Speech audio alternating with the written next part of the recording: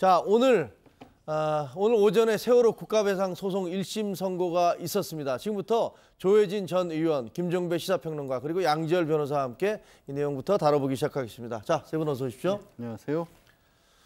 세월호 참사 4년 3개월이 지난 시점이죠. 결국은 소송을 통해서 국가가 중앙지법이 1심에서 국가의 책임이 있다라고 판결을 했는데 이게 어떤 의미가 있는 겁니까?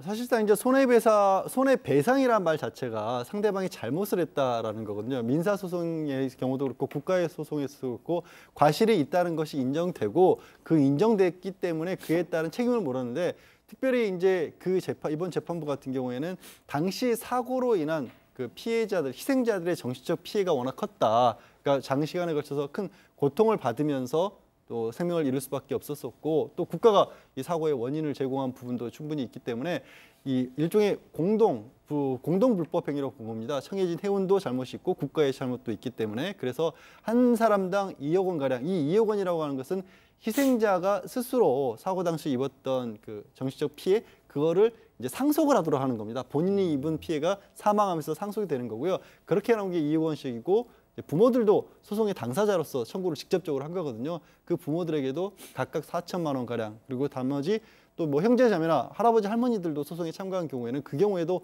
500만 원에서 2천만 원 가량을 정신적 피해로만 배상을 하도록 한 겁니다. 근데 국가의 책임이라는 거는 어떤 의미인가요? 그러니까 쉽게 얘기해서 나중에 이제 그 구조 과정에서 국가가 잘못했다 이런 것은 해경에 대한 책임을 물었으니까 그건 분명히 인정이 되는 거고 근데 사고 원인에도 국가의 책임이 있다 이렇게 본 건가요? 네, 안전관리 자체도 소홀히 한 책임이 있다고 봅니다. 안전관리도 소홀히 했고 그다음에 사고가 일어난 뒤에 구조도 제대로 하지 못했기 때문에 그 부분이 국가의 과실이다라고 한 겁니다. 이게 이제 국가 배상하고 일반 민사 소송하고 같이 이어진 겁니다. 청해진 해운 같은 경우에는 국가가 아니기 때문에 당시에 구조 작업 과정에서는 1, 2, 3 경정의 과실이 그렇죠. 직접적으로 인정이 됐었기 때문에 그 부분이 인정이 되는 거고 세월호 청해진 해운에 대해서는 관리 책임 같은 것들이 제대로 안 됐기 때문에 운행 과정에서 뭐 지나친 화물 적재라든가 또 인원을 넘는 부분을 실었다 이런 것들이 인정된 겁니다. 하나만 추가로 여쭤보겠습니다. 예를 들면 앞으로 이제 비슷한 해운 사고 같은 게 날 수가 있잖아요. 그런데 보면